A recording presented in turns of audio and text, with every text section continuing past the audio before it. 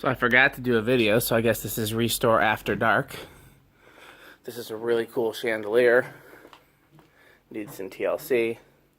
There's a lot of huggers and boxes there.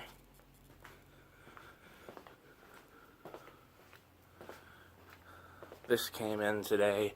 The light doesn't work. Or it could just be the bulb. It uses a fluorescent bulb. That was here last week. Bayport came in today. That was here last week. That was in here last week. This low profile came in here today. Target was here last week. Hunter was here last week. U52 was here last week. Cool Breeze was here last week. This came in today, and somebody put the wrong blades on it, but I kept them. I guess it's not Restore After Dark over here. They still got the lights on over here. This Hunter came in today. Hampton Bay was here last week. Came in today, was here last week, here last week. Came in today, was here last week, was here last week.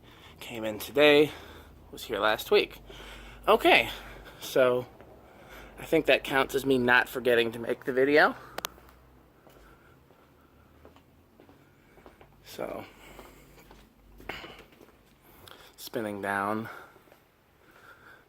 Where's my coffee?